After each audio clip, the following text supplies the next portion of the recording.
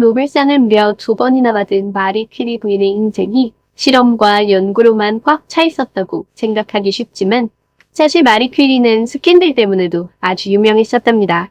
이번 영상에서는 마리 퀴리가 노벨상을 놓칠 뻔했던 이유인 불륜과 그 불륜 때문에 기자들과 불륜남 사이에 벌어진 5번의 결투에 관해 알아보겠습니다.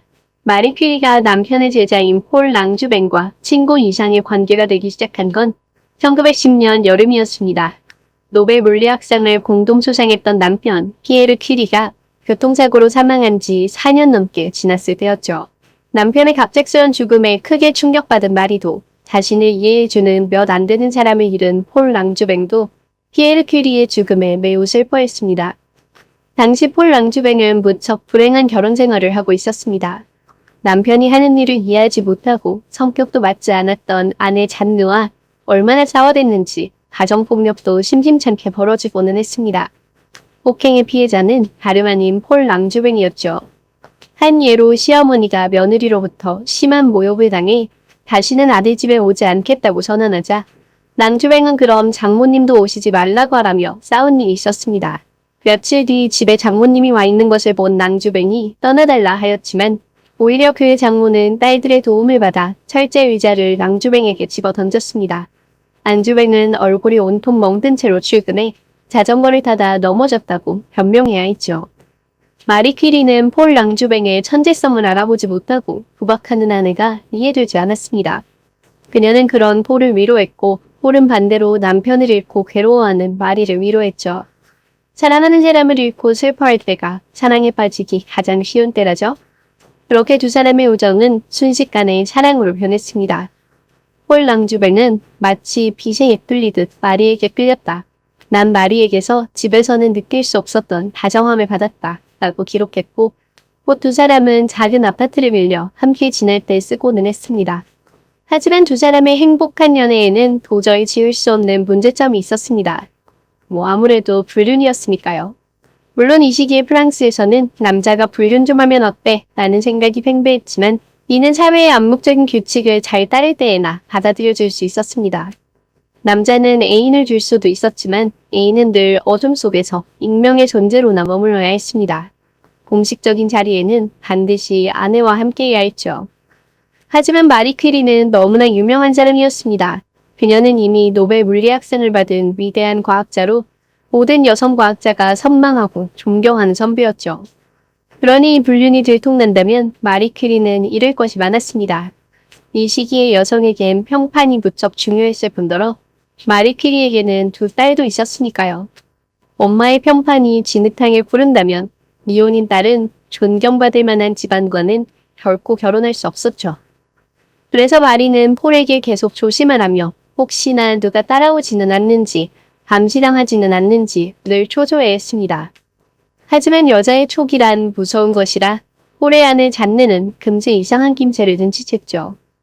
남편의 이전 불륜은 그냥 넘어갔던 잔느도 유명한 마리 퀴리와의 불륜에는 분노에 휩싸였습니다. 잔느는 마리의 아파트 근처 어두운 골목에서 기다리고 있다가 마리에게 프랑스를 당장 떠나지 않으면 죽여버리겠다고 엄포를 놓았습니다. 마리는 혼미백산에서 친구 집으로 달아났고 폴 랑주뱅은 아내가 충분히 사람도 죽일 사람이니 떠나는 게 좋겠다고 조언했죠. 마리는 프랑스를 떠나는 대신 폴과 당분간 만나지 않기로 결정합니다.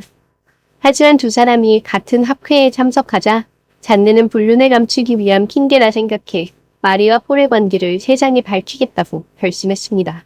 1911년 봄이었습니다.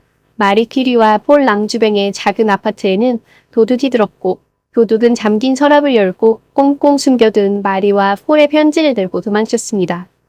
그 후 잔느의 형부이자 르푸띠 주르날의 편집자인 앙리 브루조아가 나타나 그 편지가 공개된다면 형판이 얼마나 바닥을 칠지에 대해 경고했죠. 그렇게 초조한 몇 달이 흘러갔습니다. 1911년 11월 4일 르 주르날지에는 잔느의 어머니를 인터뷰한 기사가 대대적으로 쓰였습니다. 불쌍하게도 자식을 6이나 낳은 딸이 사위의 바람으로 고통받고 있다는 내용이었죠. 기사에서는 랑주뱅이 아들들을 데리고 마리 퀴리와 함께 달아나 어디로 갔는지도 모르겠다며 그저 아이를 찾고 싶은 엄마의 마음을 알아달라 호소했습니다. 다음 날이 되자 잔네의 형부가 편집자로 있는 르프티 주르날에서도 둘의 불륜을 오랫동안 알고 있었지만 이제야 폭로한다며 불륜에 관한 기사를 실었습니다.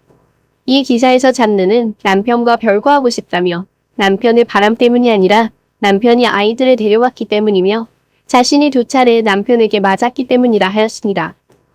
랑즈뱅은 황당하다는 반응이었죠. 그는 그의 자식은 6이 아니라 4이고 아들들과는 영국을 다녀왔을 뿐 이미 엄마에게 돌려보낸 데다 오히려 아내가 자신의 머리를 유리병으로 내친 적이 있다며 기사를 역겨운 중성모략이라 하였습니다. 마리 퀴리 역시 자신과 랑즈뱅은 벨기에의 브뤼셀에서 열린 솔베이 학회에 20여 명의 프랑스와 외국인 학자들과 함께 와 있다며 모든 기사는 거짓이라 하였습니다.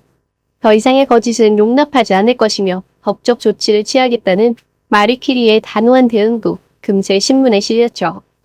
게다가 르 주르날의 기자가 마리 퀴리에게 사과하는 편지를 보내면서 사태는 조금 진정되는 듯 했습니다.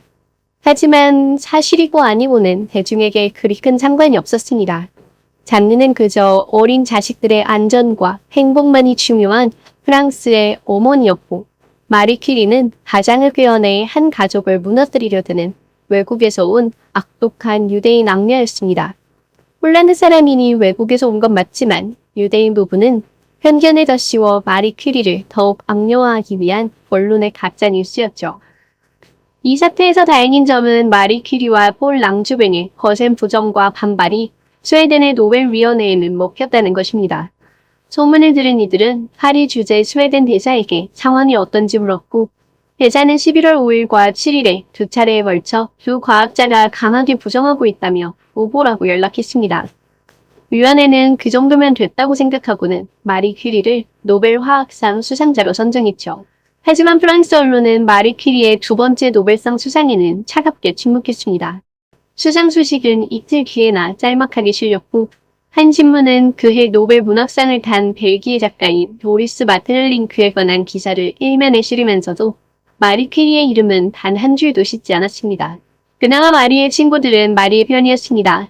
마리는 자신의 편에 드는 친구의 손을 잡고 너와 나는 강하지만 그는 약해 라며 폴이 이 역경 때문에 아내에게 돌아갈까 걱정하기도 했죠. 그런 사이 마리 퀴리의 친구였던 알베르트 아인슈타인은 마리 퀴리가 불륜을 저질렀다는 얘기를 전혀 믿지 않은 채 이렇게 말했습니다. 마리는 반짝이는 지능과 열정적인 성격을 갖고 있지만 남에게 위협이 될 만큼 매력적이진 않다. 마리 퀴리와 나누는 지적인 대화에 푹 빠지던 아인슈타인으로서는 나름 칭찬으로 한 말이었답니다. 11월 23일 잔느와 폴 랑주뱅의 별거 재판을 위해 제출된 증거물을 통해 마리와 폴의 편지를 발견한 언론인 구스타브 테리는 이를 자신의 신문인 르 베르지에 실었습니다. 사랑하는 폴, 어쩌녁과 밤엔 당신 생각만 하며 보냈어요. 같은 애정이 넘치는 부분이야 불륜을 저질렀다는 증거 정도로 흘려보낼 수 있었겠지만 문제는 다른 곳에 있었습니다. 퀴리가 보낸 편지 중에는 아내와 아이를 갖지 말라는 내용이 있었는데 이를 사람들은 국가에 대한 반역이라 생각했죠. 먹이를 먹지 못해 우는 악어의 눈물에 대해 들은 적 있나요? 당신 아내의 눈물도 그런 것이에요. 그러니 넘어가면 안 돼요.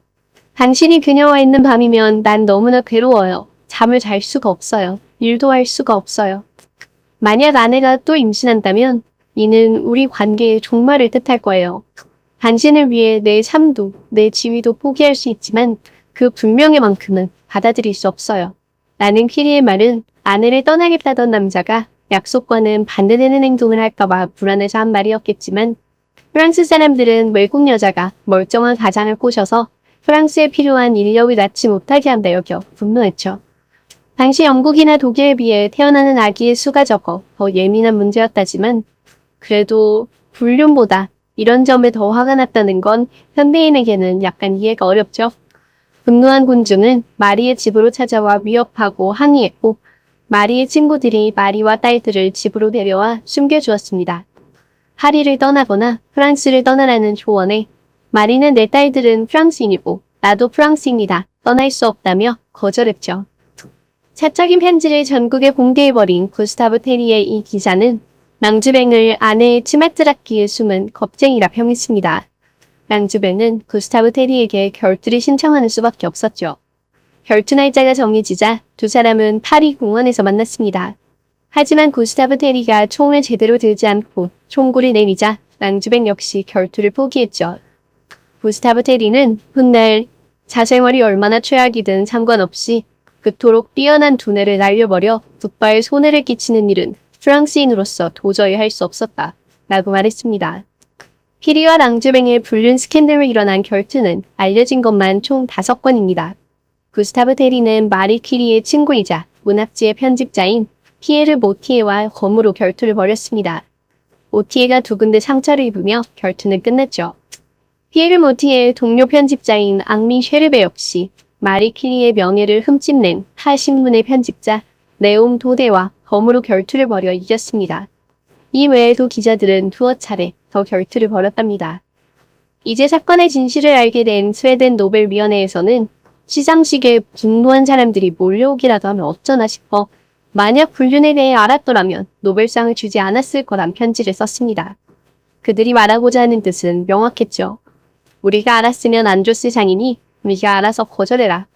이에 언론은 신사처럼 거절하라고 압박을 주었고 노벨위원회는 마리가 설마 수치심도 모르고 시상식에 등장해 스웨덴 왕의 얼굴에 먹칠하진 않을 거라 여겼습니다. 하지만 마리 퀴리는 고민 끝에 이렇게 답했습니다. 이 상은 라듐과 폴로늄의 발견에 주어지는 상입니다. 제 과학적 업적과 제 사생활과는 그 어떤 연관관계도 없어 보이는군요. 상은 과학자의 사생활이 아닌 업적에 주어지는 것이라는 퀴리의 말에는 노벨위원회도 반박할 말이 없었죠. 뭐 어쨌거나 마리 퀴리는 신자도 아니었으니까요. 게다가 바람 피웠다고 노벨상을 뺏는다면 못 받을 사람은 마리 퀴리뿐이 아니겠죠. 노벨상을 받은 마리는 스캔들로 인한 심한 스트레스 때문에 우울증과 심장병을 앓았습니다. 이후 마리는 한동안 언론을 피하며 대중에게서 숨어 조용히 지냈죠. 폴 랑주뱅은 아내와 별거했으나 다시 화해하며 집으로 돌아갔고 그 뒤에 또 바람나 혼의 자식도 낳았습니다. 그러면서도 마리 퀴리와의 연애를 그리워했다고 해요. 좀 황당하죠? 비록 둘의 관계는 요란하게 끝이 났지만 두 가문은 계속 가깝게 지냈습니다. 폴 랑주뱅은 마리 퀴리의 장녀 이렌의 지도 교수였고 반 나치였던 랑주뱅이 스위스로 탈출할 때도 퀴리 집안에 도움이 있었습니다. 그리고 훗날 폴 랑주뱅의 손자인 미셸과 마리 퀴리의 손녀인 엘렌 조일리오는 결혼했죠. 마지막으로 재밌는 사실 하나 덧붙이자면 마리 퀴리의 가족 사이에서만 노벨상이 무려 5개랍니다. 마리 퀴리가 받은 노벨상 2개와 피에르 퀴리가 아내와 함께 받은 노벨 물리학상, 장녀 이렌 졸리오 퀴리가 1935년에 남편과 노벨 화학상을 공동 수상했고 둘째 딸인 이브 퀴리의 남편 헨리 리차드슨 라보이스는 유니세프 대표로 노벨 평화상을 받았죠. 오늘날까지도 퀴리 가문의 이 업적은 아무도 따라잡지 못했다고 해요. 위대한 과학자들의 불륜 스캔들 재미있게 보셨나요?